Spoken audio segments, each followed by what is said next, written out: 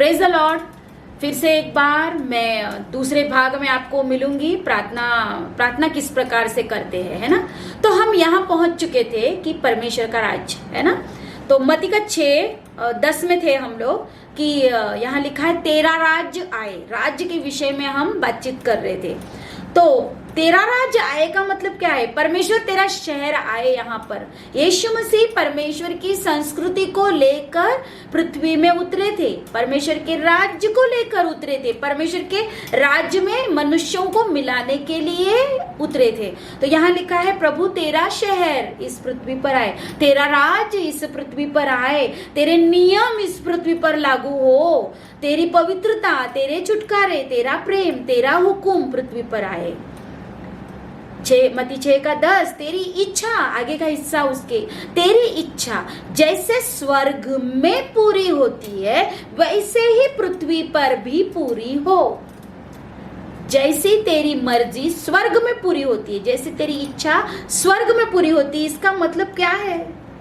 क्योंकि यहाँ पृथ्वी पर मनुष्य की इच्छा पूरी होती है, परमेश्वर की इच्छा के अनुसार मीटिंग, प्रार्थना सभाएं, जो भी कार्य होता है वो परमेश्वर की इच्छा से नहीं, परमेश्वर की इच्छा के अनुसार नहीं, हमारे इच्छा के अनुसार। हम तय करते हमको कब मीटिंग करना है, हम तय करते हमको क्या वचन देना है, हम तय करते हमको कहाँ जाना है, लेकिन ये परमेश्वर को तय करने दीजिए। यहाँ लिखा है परमेश्वर को पूछे ना, हमने यहाँ लिखा है कि प्रभु पढ़ा हमने कि तेरा राज्य आए। इसका मतलब परमेश्वर से पूछे कि उसकी योजना हमारे लिए क्या है। यहाँ लिखा है तेरी इच्छा पूरी हो। कैसे इच्छा पूरी होगी? जैसे स्वर्ग में पूरी होती है वैसे ही पृथ्वी पर भी हो। स्वर्ग केवल मेरे प्रियो परमेश्वर की इच्छा से ही संचालन करता है। स्वर्गदूत केवल वही करेंगे जिसकी आज्ञा परमेश्वर उन्हें देता है। स्वर्गदूत केवल परमेश्वर की इच्छा से ही पृथ्वी पर कार्य करते हैं, सेवा करते हैं। वो परमेश्वर के आज्ञा के अनुसार, हुकुम के अनुसार पृथ्वी पर सेवा टहल करते हैं। बाइबल कहती है, कई वचनों में बाइबल में कहा है कि स्वर्गदूत हमारी सेवा टहल करने के लिए नियुक्त किए गए हैं। इसका मतलब परमेश्वर की आज्ञा के अनुसार ही स्वर्ग में परमेश्वर की ही इच्छा पूरी की जाती है और किसी की नहीं। स्वर्ग परमेश्वर की इच्छा को पूरा करता है, लेकिन पृथ्वी क्या परमेश्वर की इच्छा को पूरी करता है? यहां पर हमारी इच्छा, हमारे नियम, हमारा समय, हमारा चुनाव का वचन, हमारा कंफर्ट का हिसाब से सेवकाई का स्थान हम चुनते, हमारे चुने हुए लोग रहते, हम चुनते लोगों को, हम चुनते अगुओं को, हमारे चुने हुए अगुए जो हमको पसंद है, हमको जो अच्छे लगते, जो हमारे साथ अच्छे रिश्ते रखते, ऐसे लोगों को हम चुनते। हमारे चुने गए प्रचारक रहते हैं, प्रचार करने के लिए हम बुलाते, हमारे चुने गए प्रचारक को हम बुलाते। सब कुछ हमारे खुद के इच्छा से, हमारे खुद की गाने, हमारे खुद के इच्छा से कि हमको जो पसंद है वैसे ही स्तुति, हमको जो पसंद है वही गीत हम चुनते हैं आराधना के लिए। इसका मतलब परमेश्वर की इच्छा कहाँ है? यहाँ लिखता है कि प्रभु तेरी इच्छा पूरी हो, जैसे स्वर्ग में है वैसे ही इस पृथ्वी पर भी पूरी हो। यही सत्य है कि आज पृथ्वी पर परमेश्वर की इच्छा कम और मनुष्यों की इच्छा ज्यादा है। इफिसियों 6:14 का वचन कहता है, जब हम कहते हैं राज्य, देखो जब हमने कहा कि तेरा राज्य आए तो राज्य की जानकारी हमको रखनी पड़ेगी। राज्य यानी मैंने कहा कि सैनिक भी होंगे, सेना होगा, राज्य यानी वहां पर सारी युद्ध की तैयारियां रहती है, हथियार रहते हैं, मुकुट रहते हैं। मैंने कहा इफिसियों 6:14 कहता है कि सत्य से अपनी कमर कसकर, यहाँ लिखा है सत्य से अपनी कमर कसकर। जो रोमी सैनिक थे, मेरे प्रियो में एक बात बोलना चाहूंगी, जो रोमी सैनिक थे वो अपने हथियार बांधने से पहले अपनी कमर में एक पट्टा बांधते थे। कमर में क्या बांधते थे? एक बेल्ट, पट्टा है ना जिसे हम कहते हैं, एक बेल्ट बांधते थे। और ये बेल्ट जो है उनके ऊपर और नीचे के वस्त्रों को स्थिर रखता था, सही जगह पर बनाए रखता था, जिसकी वजह से उनको कंफर्ट फील होता था। और उनके हथियार को, वो बेल्ट जो है वो हथियार को लटकाने का काम करता था, और इसीलिए वो बेल्ट अपने कमर में कस के बांधते थे। जिस प्रकार बेल्ट जो है उन्हें चलने में आराम और स्वतंत्रता देता था, यानी कि उनको कोई परेशानी नहीं होती थी ये बेल्ट के कारण। तो वो कंफर्ट देता था। वैसे ही परमेश्वर का वचन जो है, वचन की सच्चाई जो है, हमें स्वतंत्रता देगी, क्योंकि वचन कहता है सत्य को जानो, सत्य तुम्हें स्वतंत्र करेगा। कौन से सत्य? वचन का सत्य। अगर हमारे पास वचन है तो हम किसी भी लोगों को जवाब देने के लिए डरेंगे नहीं, क्योंकि हमारे पास वचन का सत्य होगा। यहाँ लिखा है सत्य से अपनी कमर कसो। सत्य यानी परमेश्वर के वचन का सत्य से हमको अपनी कमर कसनी है। तो यहाँ लिखा है इफिसियों 6:14, धार्मिकता की झिलम। कौन सी झिलम? धार्मिकता की झिलम। सत्य से अपनी कमर कसना है, यानी सत्य के बेल्ट से अपनी कमर को टाइट बांधना है। उसके बाद धार्मिकता की झिलम। झिलम जो है वो सैनिक अपने सीने से शत्रु के आक्रमण से सुरक्षितता रखने, अपने आप को सुरक्षित करने और शत्रु के प्रहारों से बचने के लिए वो झिलम पहनते थे, जो बहुत ही मजबूत होती थी, है ना, जो आक्रमण से उनके सीने को वो बचाव करती थी। तो मसीह की पवित्र करने वाली जो धार्मिकता है, जो एक विश्वासी के जीवन का अभ्यास है, कहता है ना, जो अभ्यास है, पवित्र और धार्मिक जीवन ही हमारे शत्रु के आक्रमण से हमें बचाएगा। हमारा धार्मिकता का जीवन ही हमारे शत्रु से हमको बचाएगा। जब हम पवित्रता से चलेंगे, जब हम धार्मिकता से चलेंगे, तो हमारे शत्रु के हर एक आक्रमण से हमारी सुरक्षा होगी। जैसे अय्यूब के जीवन में, अय्यूब जब पवित्रता और धार्मिक जीवन जिया, वो धार्मिकता ही उसे बचा रही थी, शैतान के आक्रमण से उसकी सुरक्षा कर रही थी। बिल्कुल ऐसे ही हमारी धार्मिकता ही हमें बचाएगी शत्रु के आक्रमण से। रोमियो 6:13 रोमियो 6:13 ये कहता है, अपने अंगों को अधर्म के हथियार होने के लिए पाप को ना सौंपो। क्या लिखा है? अपने अंगों को, हाथ पैर, अपने अंगों को अधर्म के हथियार होने के लिए पाप को मत सौंपो। यहाँ पर भी हमको चेतावनी दी है कि हमारे अंगों को हमको अधर्म के काम करने के लिए नहीं सौंपना है। यशाया 59 और 17 उसने धर्म को जिलम के समान पहन लिया और उसके सिर पर उद्धार का टोप रखा गया। उसने बदला लेने का वस्त्र धारण किया और जलजलाहट के बागों के समान पहन लिया। यहाँ लिखा है प्रभु यीशु मसीह ने धर्म के जिलम के समान प्रभु यीशु मसीह ने पहन लिया और उसके सिर पर उद्धार का टोप रखा गया। ये यशाया की किताब में लिखा है, जो नए नियम में पूरा हो चुका था। इफिसियों 6:16 में मैं फिर से आऊंगी।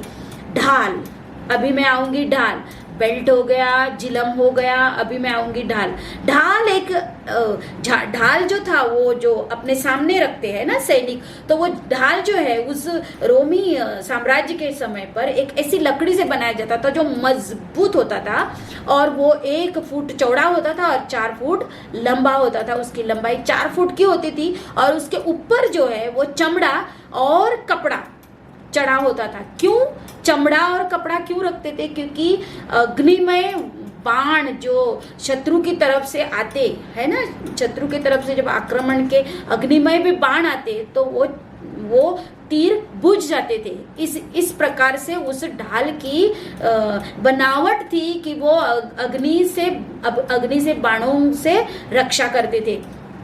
तो ढाल जो है वो हमारे विश्वास को संगठित करता है। एक मसीह का प्रभु पर अटल विश्वास, एक मसीह का प्रभु पर स्थिर और अटल विश्वासी शैतान के द्वारा छोड़े गए हर एक जलते तीरों को रोकने और बुझाने का काम करते हैं। हमारा विश्वास हमारे शत्रु के जलते हुए तीरों को बुझाएगा। हमारे विश्वास से ही हम उस युद्ध में विजय प्राप्त करेंगे। फिर इफिसियों 6:17 टोप और तलवार दोनों अंतिम हथियार है सैनिकों के। टोप यानी सैनिकों के द्वारा आने वाले खतरे पर ही पहना जाता था, जो सुरक्षा प्रदान करता था, जो सिर पर पहना जाता था। उद्धार का टोप यानी जो उद्धार का टोप यीशु मसीह को ग्रहण करने के द्वारा जो जिस उद्धार को हम ओढ़ लेते हैं, उद्धार का टोप हम पहन लेते हैं, वो हमारे वर्तमान से, वो हमारे भविष्य से, वो हमारे भूतकाल से, हर एक क्षेत्र से हमें सुरक्षा देता है। 1 थिस्सलुनीयों 5 और 8 में लिखा है, उद्धार का टोप पहनकर सावधान रहे।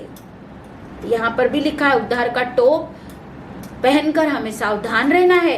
अंत में सैनिक क्या करता है, अपने हाथ में तलवार लेता है, और तलवार जो है उसकी सुरक्षात्मकता का मेन हथियार, मुख्य हथियार, आत्मा की तलवार जो हमें लेनी है, विश्वासियों को लेनी है। अगर हम उस राज्य की तैयारी कर रहे हैं तो हमको इन सभी हथियारों को लेकर ही तैयार होना होगा। आत्मा की तलवार जो कि परमेश्वर का वचन है, वो दोनों तरफ से काम करती है ना। उस वचन को हमको लेना होगा। हम वचन की तलवार लेकर हमें आगे बढ़ना होगा, और ऐसी तैयारी के साथ हमें एक सैनिक बनकर परमेश्वर के राज्य में तैयारी करनी होगी। फिर मैं आती हूँ मत्ती के 6 अध्याय और 11वें वचन में। हमारे दिन भर की रोटी आज हमें दे। क्या लिखा है? रोटी। रोटी जो है वो 3 प्रकार की होती है। यहाँ लिखा है रोटी, इसीलिए मुझे आपको बताना पड़ेगा रोटी। रोटी कौन सी रोटी के विषय में प्रभु यहाँ पर बात करता है। रोटी 3 प्रकार से होती है। एक है शारीरिक रोटी जो हमारे शरीर को दर्शाता है, जिसे हम खाते हैं पेट भोजन के लिए, पेट भरने के लिए, तंदुरुस्त रहने के लिए, हमारे शरीर को ताजा जीवित रहने के लिए हम खाते हैं। उसको कहते हैं हम शारीरिक रोटी, यानी कि सामान्य रोटी। दूसरा है आत्मिक रोटी, जो परमेश्वर का वचन है, जो आत्मा को दर्शाता है, यानी कि हमारा आत्मिक भोजन के लिए आत्मिक रोटी खाने की जरूरत होती है। और अनंतकालीन रोटी यानी वो हमारे प्राण को दर्शाती है, यानी कि हमारे यीशु मसीह को दर्शाता है। तो हम सबसे पहले देखेंगे शारीरिक रोटी क्या है। मत्ती का 7वां अध्याय और 9वां वचन में ऐसा लिखा है कि तुम में से ऐसा कौन मनुष्य है कि यदि उसका पुत्र उससे रोटी मांगे तो वह उसे पत्थर दे। यहाँ लिखा है तुम में से ऐसा कौन सा मनुष्य है कि उसका बच्चा अगर उसके पास रोटी मांगे तो वो पत्थर निकाल के दे। यानी कि यहाँ पर प्रभु यीशु मसीह ने वो रोटी के बारे में बात की है जिस रोटी से हम पेट भरते हैं, यानी कि शारीरिक रोटी के विषय में बात की है। उत्पत्ति 3 अध्याय अगर 19वां वचन में लिखा ऐसा है कि और अपने माथे के पसीने की रोटी तू खाया करेगा और अंत में मिट्टी में मिल जाएगा, क्योंकि तू उसी में से निकाला गया है। तू मिट्टी तो है और मिट्टी में ही मिल जाएगा। इसका मतलब शरीर जो मिट्टी का बनाया हुआ है, मिट्टी के शरीर को मिट्टी का ही भोजन जरूरी है। आत्मा का शरीर को शरीर को आत्मिक रोटी चाहिए, सांसारिक शरीर को, मिट्टी के शरीर को मिट्टी की रोटी चाहिए। तो यहाँ लिखा है आत्मिक रोटी। मत्ती 4 अध्याय, मत्ती 4 अध्याय और 4 वचन। उसने उत्तर दिया कि लिखा है कि मनुष्य केवल रोटी ही से नहीं परंतु हर एक वचन से जो परमेश्वर के मुख से निकलता है जीवित रहेगा। यीशु मसीह यहाँ पर शैतान से बात कर रहे थे। वो कह रहे हैं कि लिखा है, कहाँ लिखा है?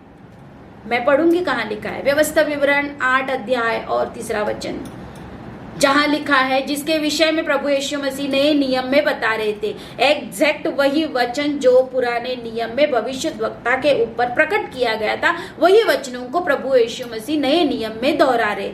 यहाँ लिखा है व्यवस्था विवरण 8वां अध्याय और 3 वचन, उसने तुझको नम्र बनाया और भूखा भी होने दिया।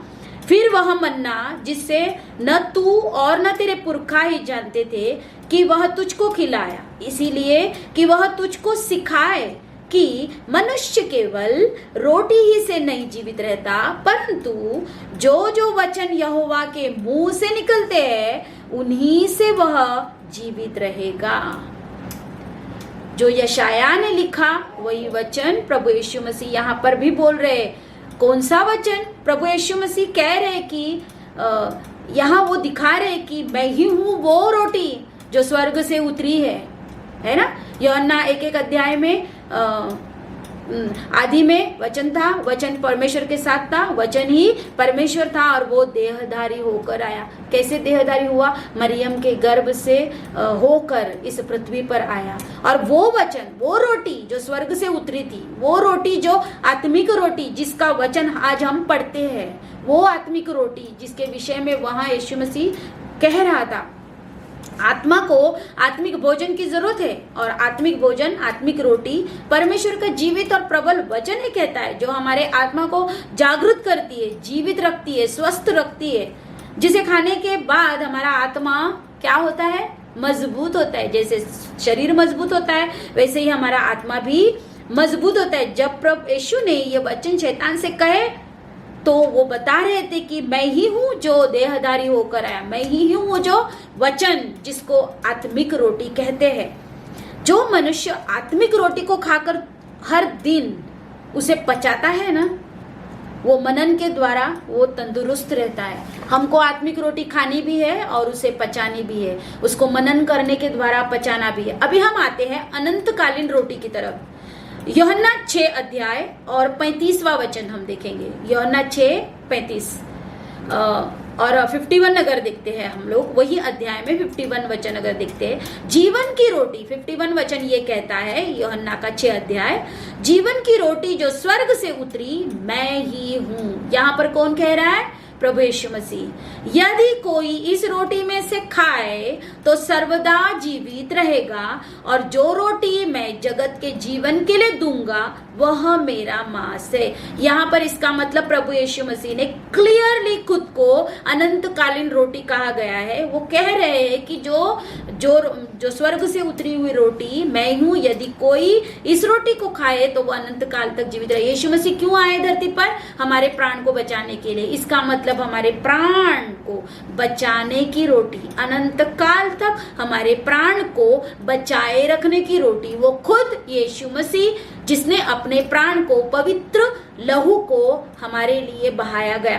तो यहाँ लिखा है कि जो रोटी स्वर्ग से उतरी, अगर उसे खाएंगे तो हम सदाकाल जीवित रहेंगे। इसका मतलब नरक से प्रभु हमें बचाएगा, हमें मृत्यु से बचाएगा और जीवित रखेगा। फिर मैं आऊंगी मत्ती का 6 अध्याय 11वां वचन, हमारे दिन भर की रोटी आज हमें दे। मतलब आज के दिन के लिए 24 घंटों तक जो हमारे जीवित रखने और 24 घंटे तक हमें वचन के माध्यम से परमेश्वर के सामने आत्मा में जीवित रखने के लिए आज हमें दे। आज की रोटी आज हमें दे, मतलब परमेश्वर हर दिन का अनुग्रह हर दिन देता है। वहां केवल आज ही की रोटी मांगी है। प्रभु प्रार्थना सिखा रहा है, मांगो आज की रोटी आज हमें दे, यानी कि आज का परमेश्वर का प्रकाशन आज अलग है, कल अलग है ना।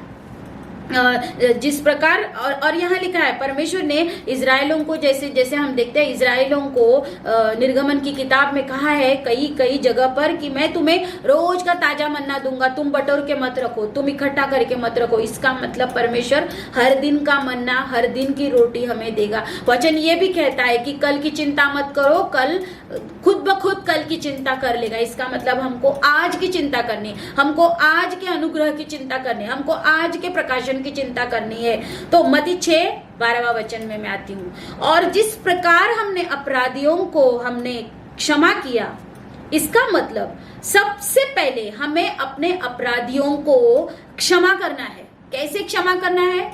जैसे प्रथम खुद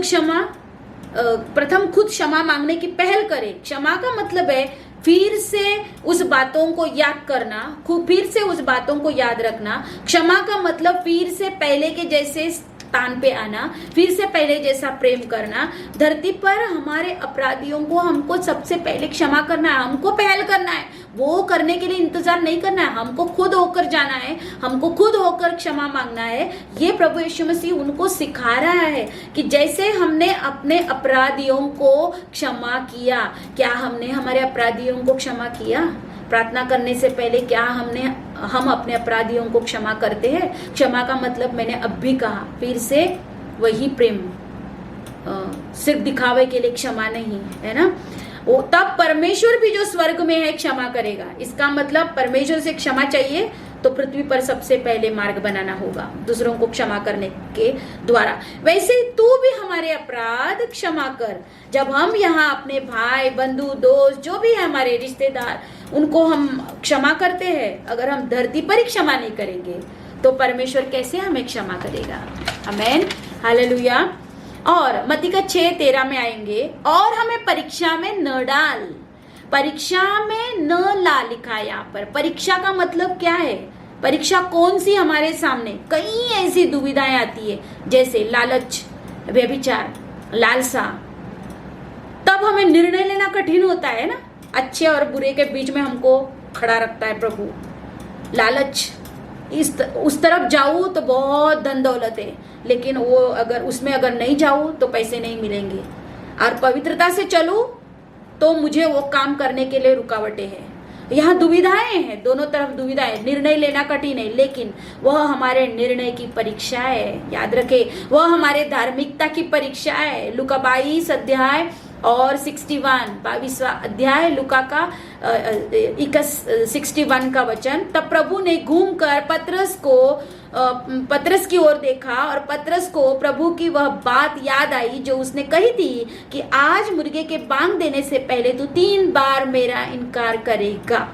यहाँ पतरस की ऐसी परिस्थिति थी कि उसे निर्णय लेना पड़ा। यहाँ लिखा है कि हमें परीक्षा में न ला, है ना। पतरस को भी वो परीक्षा में से होकर गुजरना पड़ा, उसको निर्णय लेना था। तब उसको याद आया, अरे प्रभु ने मुझे कहा था कि मुर्गे के बांग देने से पहले तुम मेरा 3 बार इनकार करेगा। वो सिचुएशन ऐसा था, उसने प्रभु का इनकार कर दिया।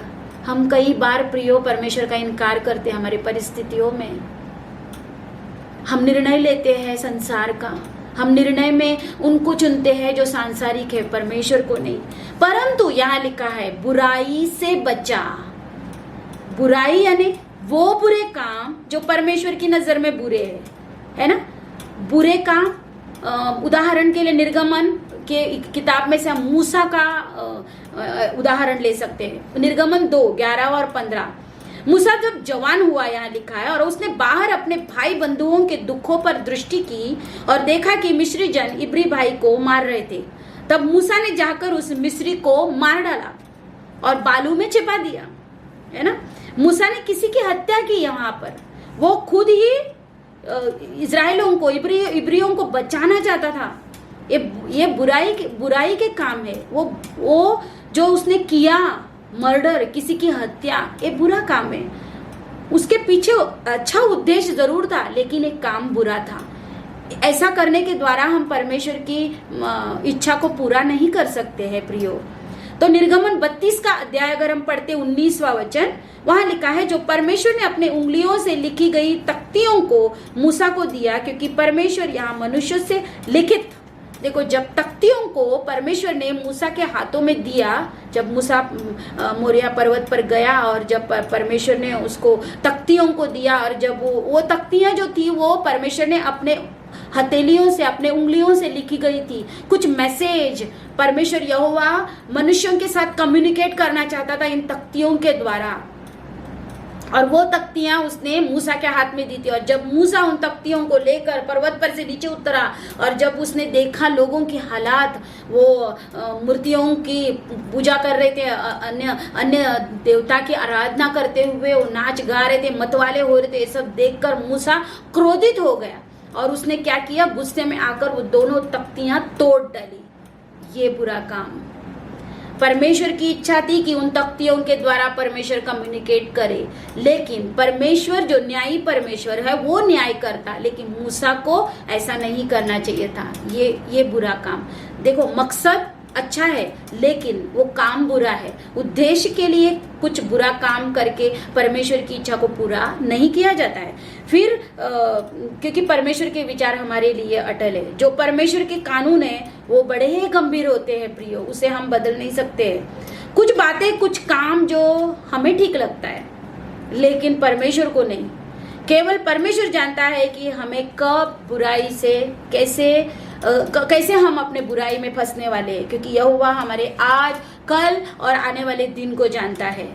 हमारे जीवन के उस पल में जो हम क्या करने वाले, इसके विषय में प्रभु हमें जानता है। प्रभु हमारे जिंदगी को जानता है, हमारे बीते हुए कल को जानता है, हमारे आने वाले कल को जानता है, अनहोनी को जानता है जो हमारे जिंदगी में होने वाली। इसीलिए कहा है क्यों हमको बुराई से बचना है, क्योंकि परमेश्वर का राज पवित्र धार्मिकता से भरा है। यहाँ लिखा है तेरा राज पवित्र, पराक्रमी और महिमा से भरा हुआ है। यहाँ लिखा है परमेश्वर का राज्य पवित्र है, धार्मिकता से भरा है। पराक्रम यानी परमेश्वर का पराक्रम सारी भूमंडल पर विद्यमान है। महिमा यानी परमेश्वर की महिमा सदा की है। जिसमें हमें जाना है। ये परमेश्वर का उद्देश्य है कि हमें वो अपने महिमा में लेकर जाए। यही परमेश्वर का उद्देश्य है कि इस जगत के लिए कि हम सभी शुद्धता में होकर, पवित्रता में होकर, धार्मिकता के मार्ग पर सिद्धता में बनकर चले और उस राज्य में जो पराक्रम और महिमा से भरा है प्रवेश करे। और ये सब बातों को वहां पर प्रभु यीशु मसीह ने अपने चेलों के सामने प्रकट किया, सिखाया कि देखो मेरे चेलों, मेरे शिष्यों, देखो आने वाली पीढ़ियों को संदेश दे रहे थे प्रभु, प्रार्थना सिखा रहे थे उन चेलों के द्वारा कि इसी प्रकार से तुम्हें प्रार्थना करनी है। और उस प्रार्थना का मतलब सिखाया कि हमारा पिता, इसका मतलब क्या है, वो स्वर्ग में है, स्वर्ग कैसा है, इन सभी चीजों को पर यीशु मसीह ने उन प्रार्थनाओं को सिखाते समय सिखाया है। प्रभु को मैं धन्यवाद देती हूँ कि परमेश्वर ने मुझे इस योग्य बनाया कि आज आपके सामने इस वीडियो के थ्रू मैं ये वचनों को लेकर आऊं। परमेश्वर को महिमा मिले इन सभी बातों के लिए। मैं प्रार्थना करूंगी आप सभी लोगों के लिए। प्रभु यीशु मसीह, मैं प्रार्थना करती हूँ प्रभु, आज इस वीडियो के द्वारा जो कुछ बातें, जो कुछ वचनों के द्वारा आपने प्रार्थनाओं के विषय में जो सिखाया है प्रभु, जो प्रार्थनाएं आपने दिखाई है प्रभु, किस प्रकार से हमें प्रार्थना करनी है प्रभु, मैं प्रार्थना करती हूँ उन सभी भाई बहनों को जो इस वीडियो प्रभु सुन रहे या देख रहे प्रभु, इन वचनों के द्वारा वो सीख सके, वो जान पाए, वो वैसी ही प्रार्थना कर सके प्रभु जैसे आप चाहते हो प्रभु। और प्रार्थनाओं में प्रभु परमेश्वर आपकी इच्छा पूरी हो सके, आपका उद्देश्य पूरा हो सके प्रभु, और हम घटे प्रभु, हम घटे और आप बढ़े, ऐसा होने दे हमारी प्रार्थनाओं में प्रभु, और आपका स्वर्ग इस पृथ्वी पर उतर आए। हे मेरे मसीह, सबसे सामर्थी उद्धार करता मसीह यीशु के नाम से, आमेन।